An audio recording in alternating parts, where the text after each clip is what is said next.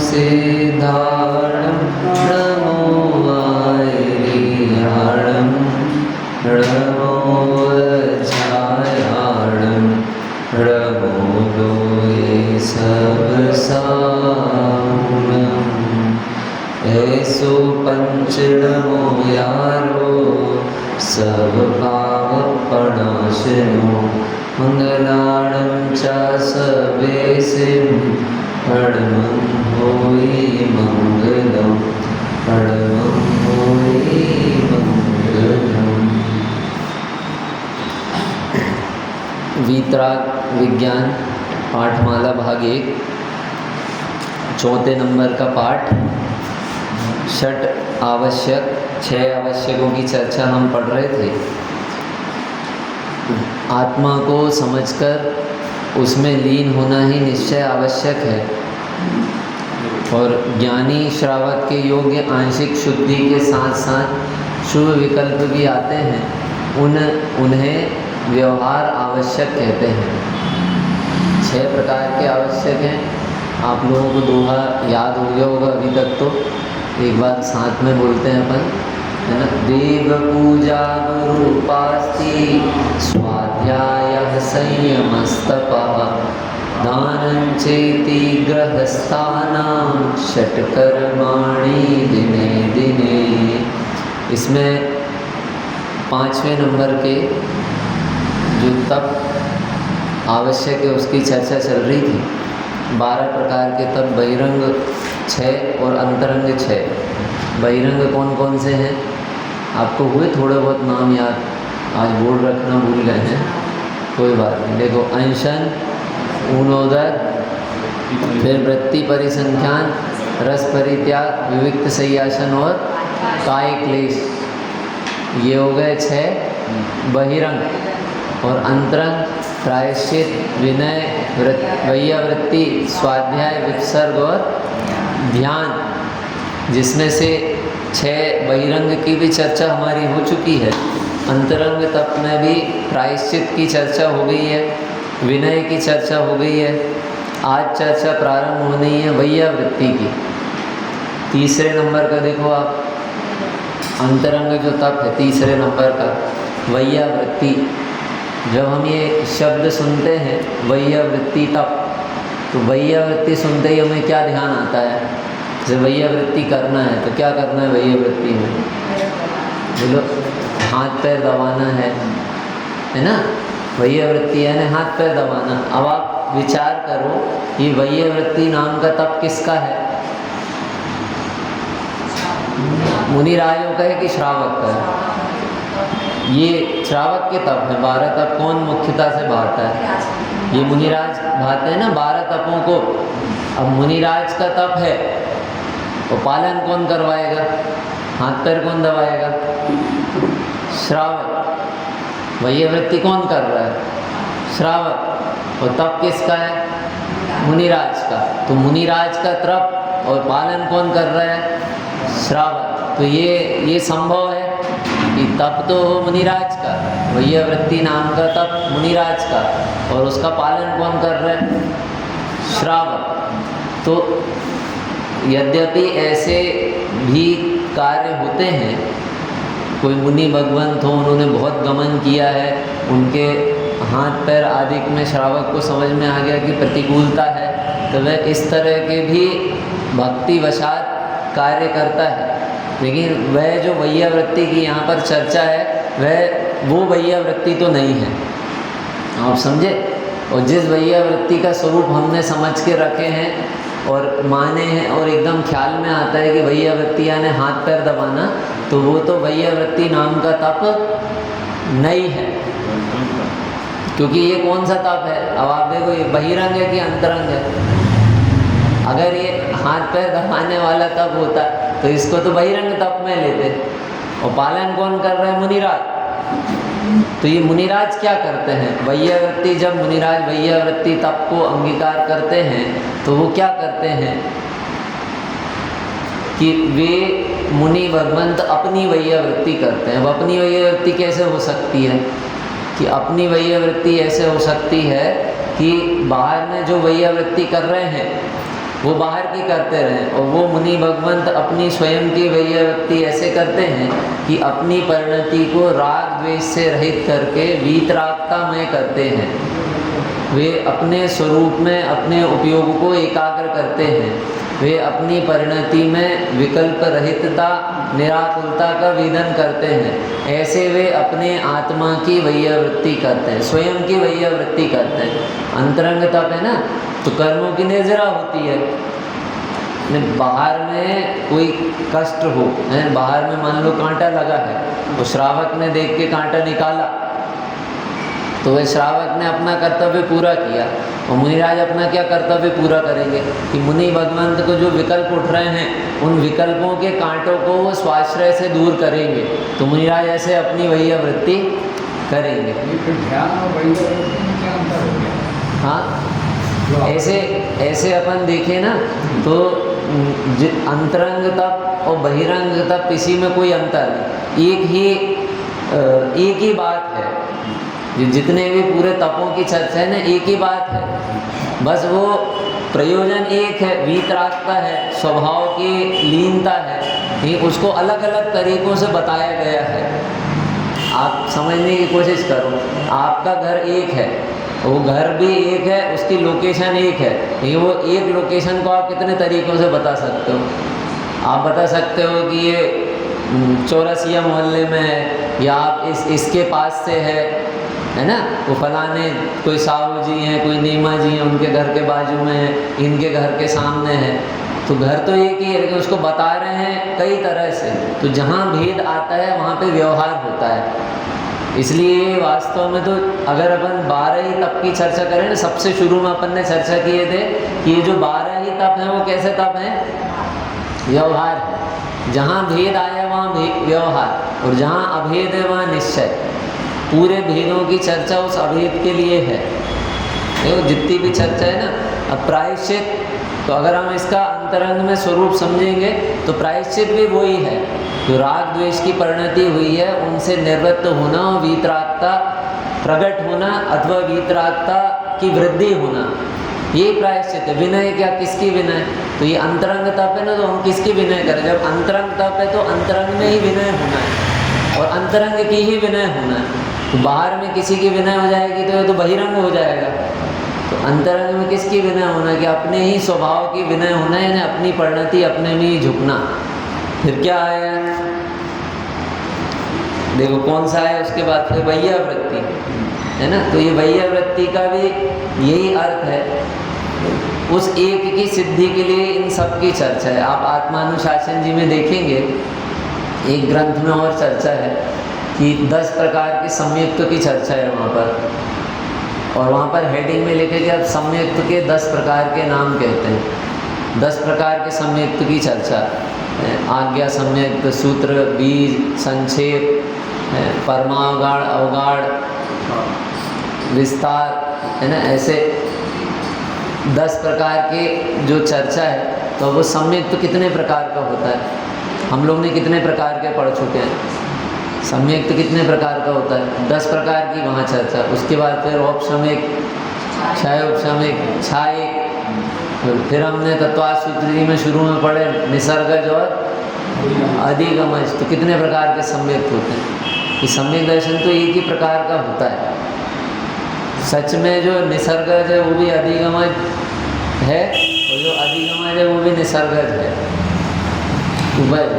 जो सम्यक है ना, निसर्गज भी अधिगमज है और अधिगमज भी निसर्गज है। क्यों? निसर्गज कैसे अधिगमज है? कि जिसको स्वयं से हुआ है उसको कोई स्वयं से नहीं होगा, क्योंकि उसकी अनादि से अब तक अज्ञान दशा थी। अज्ञान दशा थी मतलब ज्ञान विपरीत था, तो स्वयं से नहीं हुआ।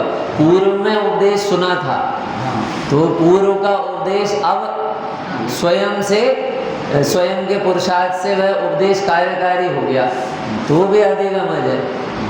और अधिगमज भी निसर्गज है कि किसी ने मान लो वेदना हुई या कोई देव ने आके संबोधन कर दिया, तो क्या हुआ? तो संबोधन करने से थोड़ी हुआ, वो स्वयं से जब पुरुषार्थ किया तो सम्यक तो हुआ। तो इसलिए ये अंतरंग तप और बहिरंग तप, इन सब का एक ही प्रयोजन है, शुद्धोपयोग। देखो आपको बताता हूँ, यहाँ पर टोडरमल जी साहब ने लिखे हैं मोक्ष में मार्ग प्रकाशक ग्रंथ में निश्चय धर्म तो वीतराग भाव है, अन्य नाना विशेष बाह्य साधनों की अपेक्षा से उपचार किया है, उनको व्यवहार मात्र धर्म संज्ञा जानना। अनेक प्रकार से उपचार किया है, भेद किया है, उन सबको व्यवहार संज्ञा जानना।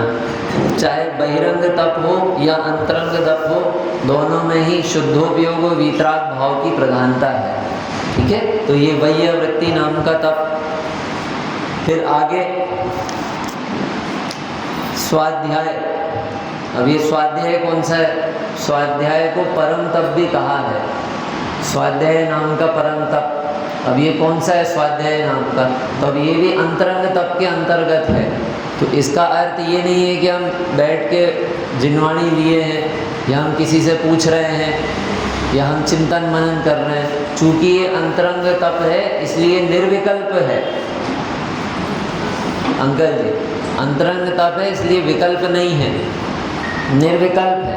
तो ये निर्विकल्प स्वाध्याय तप के लिए ही बाकी का बाहर का स्वाध्याय है। तो स्वाध्याय के 5 भेद बताए ना, वो स्वाध्याय के 5 भेद भी इस निर्विकल्प तप के लिए है।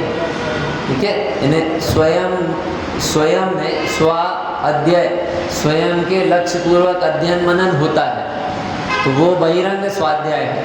और स्वयं का लक्ष्य हो जाता है, वो कौन सा स्वाध्याय है? अंतरंग स्वाध्याय। स्वयं के लक्ष्य पूर्वक जो पढ़ना, सुनना, चिंतन करना, पूर्वाचार्यों की परंपरा से मिलान करना है, आपस में चर्चा करना, ये सब काय के लिए होता है? स्वयं के लक्ष्य के लिए, आत्मा के लक्ष्य पूर्वक होता है। और जहाँ आत्मा में ही उपयोग लग जाता है, परिणति स्थिर हो जाती है, तब कौन सा तप होता है? अंतरंग स्वाध्याय तप। क्योंकि ऐसे हम बाहर से देखेंगे ना तो हमें ये तप दिखेंगे ही नहीं। आप बताओ, 12 तप पूर्वक निर्जरा होती है। अब इनमें से जो भरत चक्रवर्ती थे, तो भरत चक्रवर्ती ने कौन कौन से तप किए थे? तो स्वाध्याय तप किए थे कि नहीं? वैयवृत्ति तप किए थे कि नहीं? अंशन उनोदर तो किए ही नहीं थे, और स्वाध्याय वैयवृत्ति किए थे कि नहीं? कितने हैं? वो तो अपन ने एक नाम ले लिए। कितने ऐसे मुनि भगवान थे, दीक्षा लिए और अंतर मुहूर्त में उनको केवल ज्ञान हो गया, अंतर मुहूर्त में केवल ज्ञान हो गया। यानी वे दीक्षा लेने के बाद ना उन्होंने ईर्या समिति का पालन, व्यवहार से देखें अपन जो भेदों की चर्चा की, ईर्या समिति का पालन भी नहीं किया, ऐषणा समिति का किया कि नहीं? कि भोजन ही नहीं हुए तो ऐषणा समिति का कैसे पालन होगा? तो ये जितनी भी बाहर की चर्चा है सिर्फ एक वीतराग और शुद्धोपयोग परिणति के लिए है। तो यहाँ पर भी जब स्वाध्याय की हम चर्चा करेंगे तो वो स्वाध्याय बहिरंग तप ना होके अंतरंग तप है।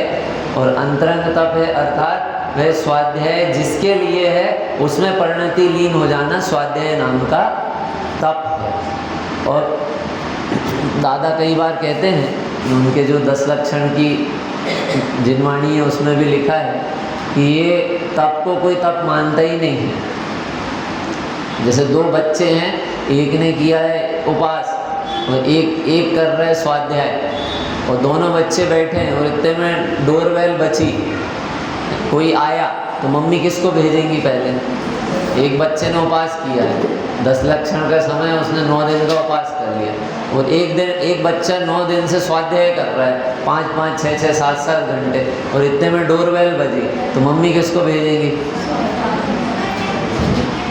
वो उपास वाले को नहीं, स्वाध्याय वाले को क्यों भेजेंगे? कि मम्मी को लग ही नहीं रहा है कि ये भी तपस्वी है, वो किसी को नहीं लग रहा कि स्वाध्याय भी तप है और वह करने वाला तपस्वी है।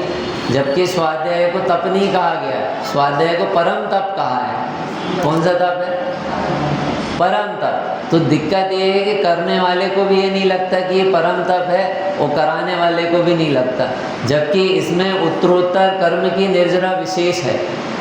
ये जो जितने भी तपों की चर्चा हुई ना, इसमें उत्तरोत्तर कर्म की निर्जरा विशेष रूप से होती है। स्वाध्याय में और निर्जरा है, अनशन से ज़्यादा अवमोदर है, अवमोदर से ज़्यादा वृत्ति परिसंख्यान, उससे ज़्यादा रस परित्याग, उससे ज़्यादा विविक्त सही आसन, उससे ज़्यादा काय क्लेश, फिर उसके बाद प्रायश्चित, उससे ज़्यादा विनय, उससे ज़्यादा वैयवृत्ति, उससे ज़्यादा स्वाध्याय।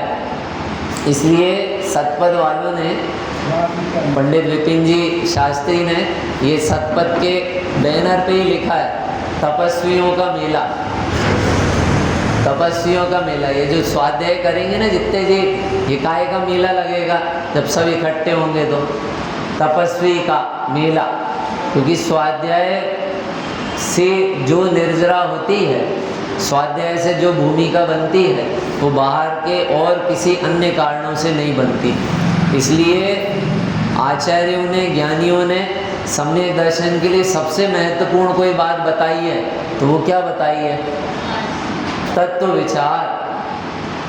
बहुत देवादिक की प्रतीति करे, बहुत ग्रंथों का अध्ययन करे, बहुत व्रतादिक को पाले, तो भी वह सम्यक्त का अधिकारी नहीं है। और तत्व विचार वाला इसके बिना भी सम्यक्त का अधिकारी है।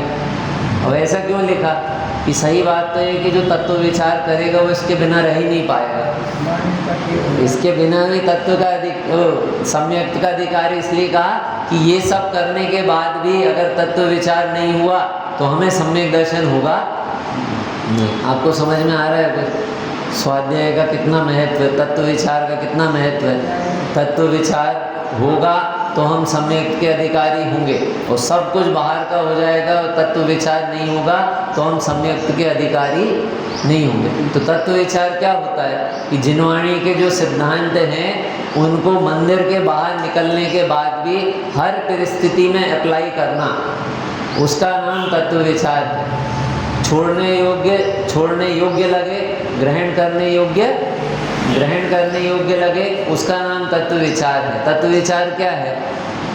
हम तो बहुत तत्व का विचार करते हैं, पूरे जिनवाणी के जितनी प्रश्न मंच आते हैं उनमें भी हम शामिल होते हैं, सब याद करते हैं, पढ़ते हैं, लिखते हैं, सुनते हैं कि बहुत अच्छी बात है, इसके अलावा और कुछ करने लायक नहीं। लेकिन हम ये क्यों कर रहे हैं कि इसमें जो पढ़ रहे हैं ना उनको समय समय में हम अप्लाई करें, तो इसका महत्व है।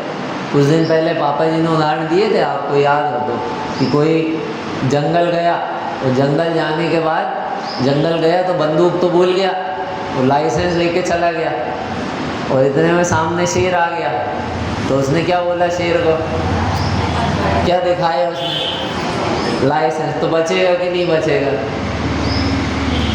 और सुनना आप ध्यान से, कदाचित वो लाइसेंस तो भूल जाए और बंदूक ले आए तो काम आ जाएगी। लाइसेंस भूल जाए और बंदूक ले आए तो काम आ जाएगी। ये बंदूक नहीं लाया और लाइसेंस लाया तो कोई काम नहीं आया।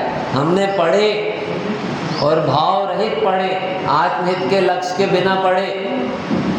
सुनो, हमने पढ़े और आत्महित के लक्ष्य के बिना पढ़े, सुने, समझे, तो ये काम आने वाला नहीं। और हमने पढ़े सुने ही नहीं, लेकिन हमारा आत्महित का लक्ष्य जाग गया कि मुझे तो मेरा हित करना है, बिना लाइसेंस की बंदूक, तो भी उस आत्महित के लक्ष्य से, उस अपने हित के भाव से हमें सच्चा मार्ग मिल ही जाएगा।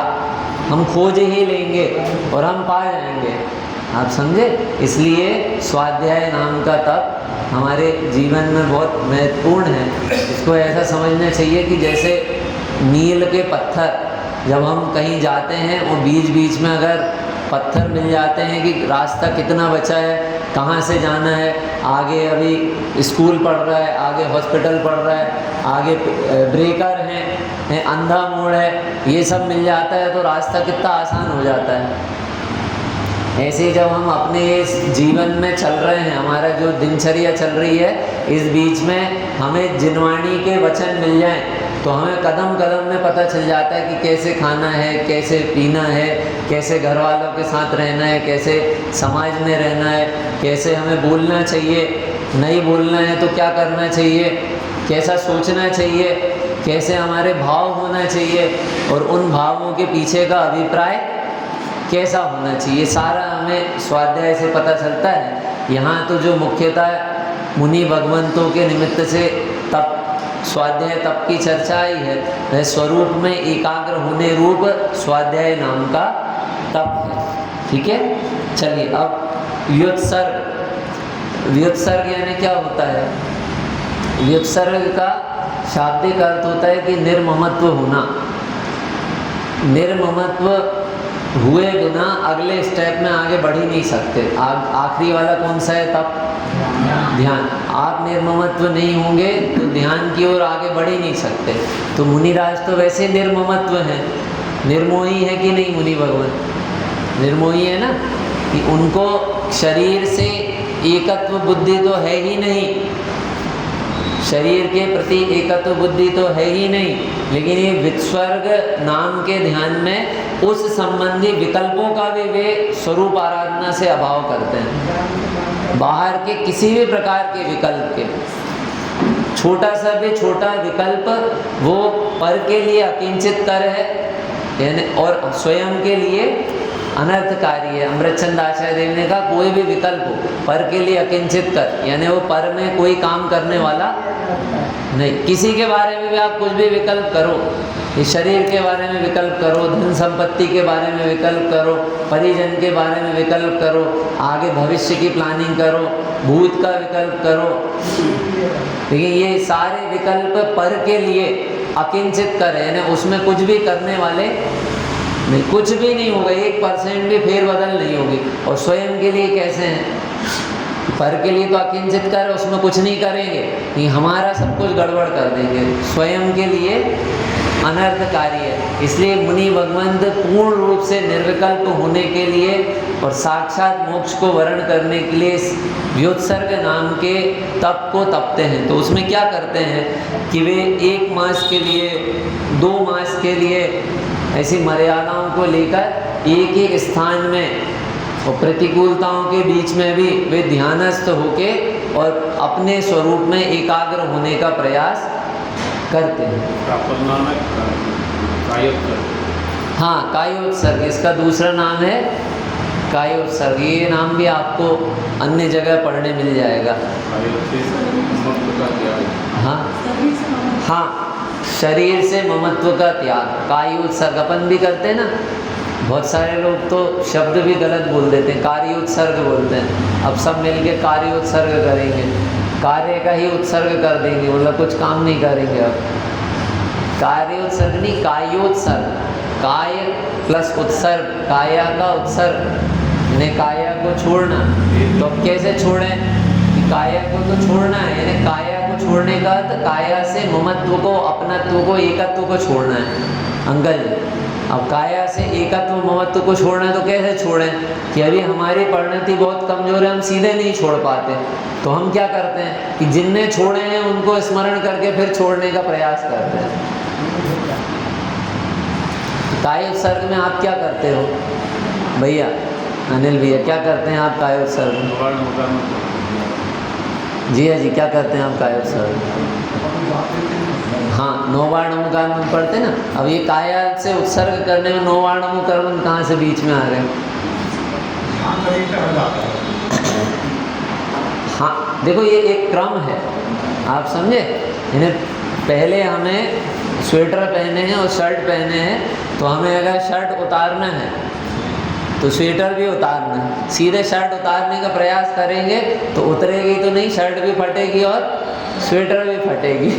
तो इसलिए हमारी परिणति इतनी कमज़ोर है कि अब हम विषयों से, बाहर के विषयों से, पंचेंद्रिय विषयों में, कषायों में, इसमें रमी हुई परिणति से हम आए और अब हमें अपने स्वरूप का ध्यान करना है। इस काया से ममत्व को, एकत्व को हटाना है, अपना उपयोग अपने आत्म स्वभाव में लगाना है। अब हम लगाने का सीधे प्रयास कर रहे हैं तो अभी हमारा लग नहीं रहा है। तो क्या करते हैं हम कि जिन्होंने इसका ममत्व छोड़ दिया है, इसका एकत्व छोड़ दिया है, जिन्होंने आत्मा की स्वरूप की आराधना करी है, ऐसे पंच परमेष्ठी भगवान को हम स्मरण करते हैं। लेकिन उनका स्मरण भी काय के लिए है? स्वभाव के स्मरण के लिए। जैसे 12 व्रत काय के लिए है? 12 व्रत काय के लिए? कि अनशन भोजन छोड़ने के लिए, कि भोजन छोड़ने के लिए नहीं, अच्छे से भोजन करने के लिए है। कि बाहर में जिस जड़ भोजन को हम भोजन मान रहे थे, वहाँ से उपयोग को हटा के बुद्धिपूर्वक, नियम पूर्वक उस भोजन का त्याग करके जो आत्मा के आनंद का भोजन है उसको प्रति समय लें। उतना समय बचा के वो समय को भी आनंद भोजी बनकर और ग्रहण करें, इसके लिए ये था, है ना। इसलिए क्रमशः ये सबका ही 12 तपों का एक ही प्रयोजन है, वीतरागता शुद्धोपयोग। अब देखिए आगे ध्यान, ध्यान नाम का तप। अब ये ध्यान नाम का कौन सा तप है? आपने सुना है ध्यान, बहुत सारी जगह ध्यान शिविर लगते हैं, बहुत सारे जीव ध्यान करा रहे हैं, अन्य मतियों में भी ध्यान केंद्र होते हैं, फिर ध्यान कराते हैं। तो ये ध्यान नाम का तप कौन सा होता है? कि पहली बात तो ये अंतरंग तप है। ध्यान कौन सा तप है? अंतरंग तप है। उसकी दूसरी बात, ये ध्यान करना चाहे और बाकी के तपों की पता ही नहीं हो तो ध्यान नहीं कर सकता। प्रायश्चित के बिना ध्यान नहीं हो सकता, विनय के बिना ध्यान नहीं हो सकता, वैयावृत्ति के बिना ध्यान नहीं हो सकता, स्वाध्याय के बिना ध्यान नहीं हो सकता, व्युत्सर्ग के बिना ध्यान नहीं हो सकता। और ध्यान साक्षात मोक्ष का कारण है। और ध्यान की परिभाषा जब आचार्यों ने कही तो ध्यान किसे कहा है? एकाग्र चिंता निरोधो ध्यानम। एक को अग्र करके चिंताओं का निरोध, विकल्पों का निरोध का नाम ध्यान है। और कोई भी ध्यान अंतर्मुख से ज़्यादा टिकता नहीं है। कोई भी यानी शुभ और अशुभ, ये ध्यान अंतर्मुख से ज़्यादा टिकते नहीं है। और शुद्ध ध्यान यानी वीतराग ध्यान, स्वाभाविक ध्यान, आत्म ध्यान, कि वो अंतर्मुख तक अगर टिक गया ना तो उसके बाद फिर वह अनंत काल तक वही ध्यान होगा। देखो 9वां अधिकार है तत्वार्थ सूत्र जी का, इसमें 26वें नंबर का श्लोक है, 27वें नंबर का, आपको तो याद ही होगा। उत्तम सैननस एकाग्र चिंता निरोधो ध्यान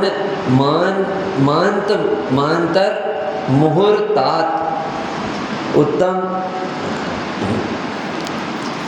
यानी उत्तम सैनन वाले जीव अंतर मुहूर्त के लिए क्या हुआ इसका? एकाग्र उपयोगों को करते हैं। अंतर मुहूर्त के लिए स्वभाव एकाग्र उत्तम सैनन वाले जीव करते हैं। वो कहाँ चले जाते हैं? कि वो निर्जरा होकर, निर्जरा का प्रकरण चल रहा है 9वें अधिकार में, कि निर्जरा कर्मों की निर्जरा होकर वे साक्षात मोक्ष को वर्ण कर लेते हैं। अब हमको और आपको ध्यान करना है तो आचार्यों ने इतनी बढ़िया बात बताएं कि इस विश्व में कोई भी जीव बिना ध्यान के नहीं है। भैया आपको ध्यान करना है कि नहीं? कि इस विश्व में कोई भी जीव, जो जीव है वो बिना ध्यान के नहीं है। कैसे नहीं है ध्यान? हमें तो ध्यान करना है ना, कि वह 4 प्रकार के ध्यान होते हैं। कौन कौन से? आर्त, रौद्र, धर्म और शुक्ल। आर्त ध्यान, रौद्र ध्यान, धर्म ध्यान और शुक्ल ध्यान। आर्त ध्यान और रौद्र ध्यान, आर्त ध्यान और रौद्र ध्यान। इसमें से आर्त ध्यान है दुख रूप और रौद्र ध्यान है खुशी रूप, हर्ष रूप। जो हमें हर्ष होता है ना, प्रसन्नता होती है, उसमें है रौद्र ध्यान। और आर्त ध्यान कैसा है? दुख रूप। हाँ, राग और द्वेष रूप, ऐसा समझ सकते हैं। कैसे? तो आर्त ध्यान के कौन कौन से भेद हैं? कि 4 तरह के भेद हैं। कौन कौन से? इष्ट वियोग, अनिष्ट संयोग, वेदना जनित और निदान जनित। इष्ट वियोग यानी इष्ट का वियोग हो जाना, और उस समय जो परिणति में कलुषता होती है, जो शोक होता है, जो दुख होता है, उसका नाम क्या है? इष्ट वियोग आर्त ध्यान। इष्ट का वियोग हो जाना। अब वो इष्ट का वियोग हो जाना कौन सा होता है? तो हमें ऐसा सिर्फ इष्ट के वियोग में ध्यान आता है कि किसी का मर जाना, लेकिन इष्ट का वियोग का अर्थ ये होता है कि जिस जिस वस्तु को हमने इष्ट मान के बैठे हैं और उनके वियोग होने पर जो हमारे अंदर में दुख की परिणति होती है, दुख के परिणाम होते हैं, ये आर्त ध्यान है। देखो, आपका 10 रुपये का नोट गुम जाए, 100 का नोट गुम जाए, कान की बाली गुम जाए और कुछ नुकसान हो जाए, तो आपके दिमाग में क्या घूमता रहेगा? और दुख होता रहेगा कि नहीं? प्रति समय। अब बोलो, आपको किसने ध्यान करवाया? बताओ, आपको किसने ध्यान कराया? देखो, ध्यान को ना हमने बहुत अलग तरीके से समझ के रखे, इसलिए हम ध्यान नहीं कर पा रहे। सच में जब ध्यान की खबर हो जाएगी तो हमें ध्यान के लिए यद्यपि बैठा भी जाता है, लेकिन बैठने से ध्यान नहीं होता। तो ध्यान की खबर हो जाएगी ना। आप देखो, आपको किसी ने कोई शब्द बोल दिया दुर्वचन, अभी अपन ने इतना सब कुछ सुने और उसके बाद फिर समझ लो यहाँ से कोई बात ऐसी निकल गई जो आपके अनुकूल नहीं है, ठीक है। अब आप यहाँ से गए, अब आपको वो जो पूरे स्वाध्याय की या सभा के बीच की एक पंक्ति है, वो उसका आपको ध्यान होगा या करना पड़ेगा? बताओ, होगा कि करना पड़ेगा? कितने वर्षों तक ध्यान हो सकता है? आप सोचो, 2-4 साल नहीं, आपको कितनी बातें ऐसी होंगी जो 10-20 साल से ध्यान में होंगी। 10-10 भाव तक रखते हैं, ध्यान में रहती ना। तो ध्यान का अर्थ क्या है कि ध्यान तो ये जो 4 प्रकार के कहे हैं कि जहाँ पर हमारा उपयोग एकाग्र हो गया, उस दुख में किसी के इष्ट के वियोग में एकाग्र हो रहा है, तो उस समय क्या होगा? इष्ट वियोगज आर्त ध्यान। क्या होगा? इष्ट वियोगज आर्त ध्यान। और उसी समय ज्ञानी क्या करेगा कि वो विचार करेगा कि क्या इष्ट है और क्या इष्ट नहीं है। तो उसी इष्ट वियोगज आर्त ध्यान के प्रकरण में वो धर्म ध्यान करेगा। सुनो सुनो सुनो, इष्ट वियोगज प्रकरण में वही ज्ञानी कौन सा ध्यान करेगा? कौन सा ध्यान करेगा? धर्म ध्यान करेगा। पंडित साहब कहते थे कि ज्ञानी को इष्ट का वियोग होता ही नहीं। क्यों नहीं होता? ज्ञानी को इष्ट का वियोग नहीं होता। क्यों नहीं होता? उसको वरदान मिला है, कोई इष्ट का वियोग नहीं होगा, तथास्तु। तुम्हारे जितनी सब चीज़ें इष्ट वो सब बनी रहेंगी, तुम्हें वियोग नहीं होगा। कि इसलिए इष्ट का वियोग नहीं होता क्योंकि जिसका वियोग होता है उसको ज्ञानी इष्ट मानता ही नहीं है। जिसका वियोग होना है वो इष्ट है ही नहीं। संबंध दुखमय कौन है, स्वीकृत करूं परिहार क्या? तो जिसका वियोग होना है, ऐसे संबंधों को वो स्वीकार ही नहीं करता। इसलिए उसे इस जाति का जो जैसा मिथ्या दृष्टि को आर्त ध्यान होता है, वो वैसा उस सम्यक दृष्टि को आर्त ध्यान नहीं होता। उसे होता ही नहीं, ऐसा नहीं है। उसमें भी गुण स्थानों की भूमिका है, लेकिन मिथ्या दृष्टि के जैसा नहीं होता। इष्ट वियोगत, फिर अनिष्ट संयोगत। रोग आ गया, दरिद्रता आ गई है, और कोई प्रतिकूलता आ गई, अनचाहा मेहमान आ गया, हमें लग रहा है भागे, दूर होए हैं, ऐसी कोई परिस्थिति आ गई जो हम नहीं चाहते हैं, वो दूर होए। तो उसको दूर करने के लिए जो खेद अंदर में होता है, उसका नाम क्या है? अनिष्ट संयोगत। उसके बाद फिर वेदना, जो वेदना के काल में जो परिणाम आकुलित व्याकुलित होते हैं, उसका नाम है वेदना जनित आर्त ध्यान। और आप बहुत अच्छे से समझना, अगर हमने धर्म ध्यान नहीं किया तो अंत समय में जब शरीर में भयंकर वेदना होगी, तब वेदना जनित ही आर्त ध्यान होगा। वेदना होगी और क्या होगा? आर्त ध्यान होगा। भयंकर परिणाम खराब होंगे। क्यों? क्योंकि हमने जीवन भर भेद विज्ञान किया नहीं, इसको भिन्न जाना नहीं। अब भयंकर परेशानी हो रही है तो दवाइयाँ बदल रहे हैं, डॉक्टर बदल रहे हैं, परहेज कर रहे हैं, सब कर रहे हैं, और उसके बाद भी वेदना हो रही है तो परिणाम खराब हो रहे हैं, ठीक है। और चौथे नंबर का कौन सा है? निदान। निदान भी कौन सा है? आर्त ध्यान है। बढ़िया गति में जाते होंगे ना आर्त ध्यान से, तो कहाँ जाते हैं? मुख्यतः आर्त ध्यान करने वाला जीव त्रियंच गति में जाता है। यानी इसको अपन ऐसा भी समझ सकते हैं, आर्त ध्यान के समय में अगर गति का बंद होगा तो वो कौन सी गति का बंद होगा? त्रियंच गति का बंद होगा। और वो आर्त ध्यान में निदान जनित आर्त ध्यान क्या होता है? तो आप देखना कितनी छोटी छोटी सी चीज़ों में ये निदानों को हम बंद करते हैं। और कल ये प्रकरण भी आया था हम विधान कर रहे हैं, वो विधान से हम क्या चाह रहे हैं?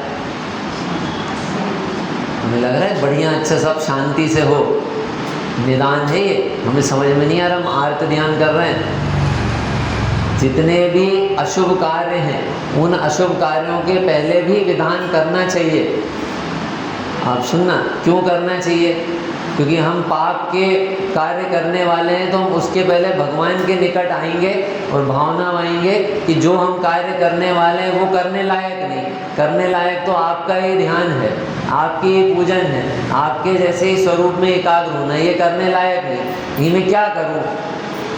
मेरा इस जाति का राग छूटता नहीं है, छूट नहीं पा रहा है मेरी कमजोरी से, इसलिए मैं आपके पास आया हूँ। लेकिन उससे कुछ चाहना, हमने पूजन करी, उससे हम क्या चाह रहे हैं? अपने अपने अंदर में चेक करना।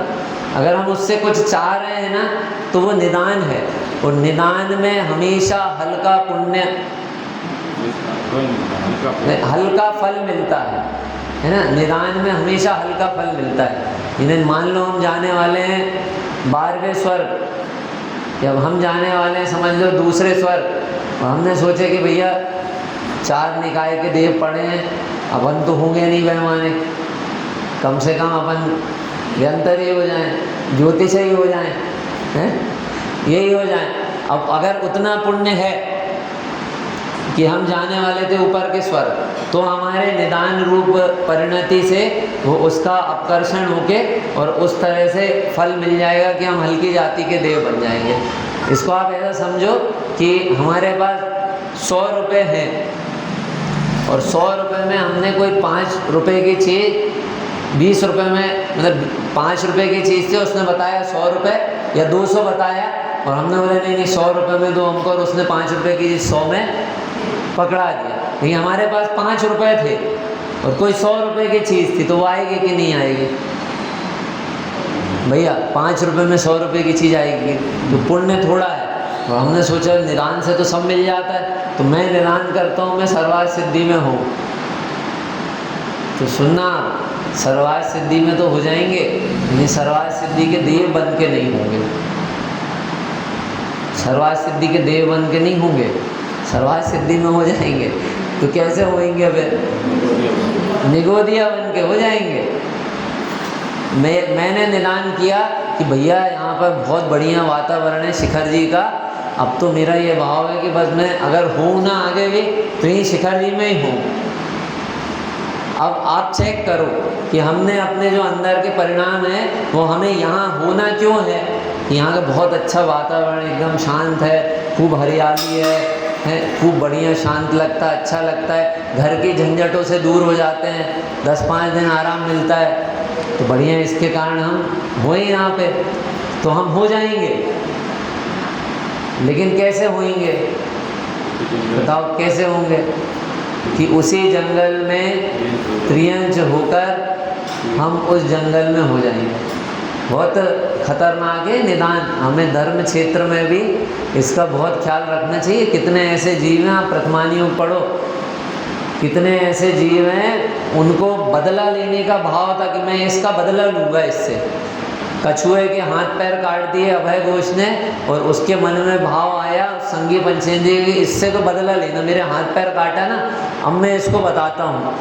अब वो बदला लेना है, मनुष्य पर्याय का बंद हुआ, और वो मनुष्य पर्याय में जाना था उसको, तो अभय घोष राजा का पुत्र हो गया, चंडवेग। और बाद में क्या हुआ कि जब वो अभय घोष मुनिराज हो गए, ये चंडवेग भी दर्शन करने गया, और वहाँ पर उसको देखते ही याद आ गया कि ये तो वही है जिसने मेरे हाथ पैर काटा था। मतलब राजा भी नहीं दिखे, वो मुनि भी नहीं दिखे उसे, पिता भी नहीं दिखे, बस ये देखा कि इसने मेरे हाथ पैर काटा था, और उन्होंने तुरंत तलवार निकाली और अभय घोष मुनिराज के हाथ पैर काट दिए।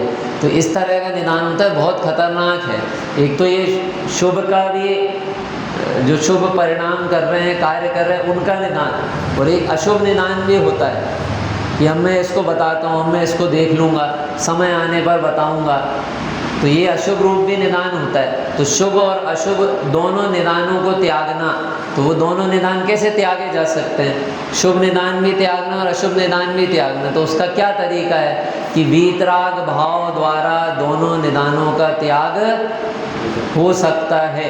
धर्म ध्यान के बिना ना आर्त ध्यान खत्म हो सकता है, ना रौद्र ध्यान खत्म हो सकता है। इन दो ध्यानों को छोड़ने के लिए दो ध्यानों को अपनाना पड़ेगा। इन्हें आर्त रौद्र ध्यान तब छूटेंगे जब धर्म और शुक्ल ध्यान होंगे, और धर्म शुक्ल ध्यान नहीं हुए तो इन दोनों में ही परिणाम होते रहेंगे। ठीक है, तो आर्त ध्यान के हमने यहाँ पर भेद देखे। कौन कौन से? इष्ट वियोगत, अनिष्ट संयोगत, वेदना जनित और निदान जनित, ये चार भेद आर्त ध्यान के। आर्त ध्यान द्वेष रूप है और रौद्र ध्यान राग रूप है।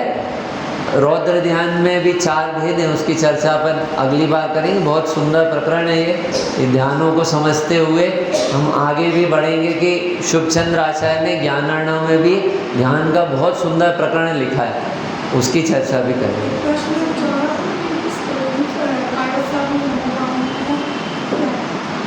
वो ये कहा था ना मैंने, काय उत्सर्ग में नमोकार मंत्र इसलिए पढ़ते हैं कि हम सीधे काया का उत्सर्ग और आत्मा में अपने उपयोग को लगाने में असमर्थ है, परिणति कमज़ोर है, तो फिर हम बीच में किसका ध्यान करें? एक तो बाहर से अशुभ से, कषायों से, पाप से हम आए हैं, हमारा परिणाम बार बार वही जाता है, दुकानदारी में जाता है, घर में जाता है, परिवार में जाता है, और ध्यान कहाँ लगाना है? आत्मा में लगाना है। तो अब या तो बाहर जा रहा है और आत्मा में लग नहीं रहा है, तो अब बीच में क्या करें कि जिन्होंने आत्मा की आराधना करे हैं उन पंच परमेष्ठी भगवंतों का हम स्मरण करते हैं। क्यों? क्योंकि हमारी ऐसी निचली भूमिका है कि जब हम अंतर्मुहूर्त में ध्यान करने के लिए बैठे हैं तो हम अंतर्मुहूर्त में क्षण क्षण में ध्यान नहीं कर सकते। आप समझो 15 दिन के अंदर अगर शुद्धोपयोग होने लगे, आत्मा की इतनी जल्दी जल्दी अनुभूति होने लगे तो जीव पंचम गुण स्थान में पहुंच जाता है, और क्षण क्षण में होने लगे तो छठवें मुनि दशा, 7वें गुण स्थान, फिर 6वां गुण स्थान, 7वां 6वां, उसमें पहुंच जाता है। अब हम बैठे हैं 15 मिनट के लिए जाप देने के लिए, तो कितने बार हमें आत्मानुभूति हो सकती है? लेकिन लक्ष्य क्या है? पूरे समय बैठे हैं कि मेरा परिणाम मेरे में ही मग्न हो, लेकिन मेरे में मग्न नहीं रहता ना, तो अभी हम किसको ध्यान करेंगे? कि जैसे ही मेरे से परिणति बाहर निकलती है तो मुझे सब दुकानदारी, घर परिवार, छूटे हुए काम, सारे के सारे लिस्ट, जो जो काम सोचे थे सब कुछ ध्यान आने लगता है। तो वहाँ से उपयोग हटाने के लिए हम पंच परमेष्ठी भगवान का ध्यान करते, इसलिए काय उत्सर्ग में हम 9 बार नमोकार मंत्र पढ़ते हैं। काल में भी पंचपरमेष्ठी के ध्यान पूर्वक अपने देह के महत्व के ज्ञान का प्रसाद करते हैं। हाँ, पंच परमेष्ठी के ध्यान पूर्वक उस काल में भी अपने देह से ममत्व का त्याग कर, उनका ध्यान करें। 5 परमेष्ठी भगवान का ध्यान करें और आत्मा ख्याल में नहीं आए तो 5 परमेष्ठी भगवान का ध्यान किए ही नहीं। 5 परमेष्ठी भगवान का ध्यान करें और देह और आत्मा भिन्न भिन्न नहीं दिखे, ऐसी प्रतीति में नहीं आए, तो फिर पंच परमेष्ठी भगवान का ध्यान किया ही नहीं, क्योंकि ये 5 परमेष्ठी जो है आत्मा की अवस्थाएं हैं, इसके अलावा और कुछ नहीं। जब हमने स्मरण किए उपाध्याय साधु परमेष्ठी को, अब साधु परमेष्ठी का हमने स्वरूप ध्यान किए, तो साधु परमेष्ठी बाहर से तो नग्न है ही अंदर में भी उनकी परिणति नग्न है। नग्न मतलब जैसे बाहर में जो अतिरिक्त वस्त्र थे उन्हें उतार दिया, ऐसे अंदर में जो राग द्वेष की परिणति थी, जो मिथ्या दर्शन ज्ञान चारित्र की मलिनता थी, उसको भी उन्होंने उतार दिया। तो ये प्रकरण जो है ना, ये बहुत सीखने जैसे है कि हमें सब कुछ समझ में आएगा। अभी तक हम नमोकार मंत्र पढ़ते थे तो 9 बार नमो अरिंदाम, नमो सिद्धाम, नमो आयर्याम, नमो वज्राम, हमें ऐसा लगता था कि 9 बार गिनती पूरी हुई तो हमारी जाप हो गई, जबकि असली जाप जब होती है जब हम गिनती भूल जाते हैं। जब गिनती भी भूल जाए, जब हमारा इतना उपयोग भगवान के पंच परमेष्ठी भगवान के स्वरूप के स्मरण में स्थिर हो गया कि पता चला नमो अरिंदाणन में ही अटक गए, नमो सिद्धाणन में अटक गए, ठीक है, तो उसके लिए ही था हमारा उपयोग स्थिर हो गया उनमें रमते हुए या स्वभाव में रमते हुए, तब तो हमारी गिनती पूरी नहीं हुई तो भी जाप पूरी हो गई। और अगर हमारा उपयोग वहाँ नहीं ठहरा और हमने पूरी माला फेरे और माला 108 बार फेरे और 5 बार भी पंचपरमेश्वरी भगवान याद नहीं आए तो माला तो फिर गई, कहीं हमारा कायोत्सर्ग हुआ नहीं। ठीक है, विचार। हाँ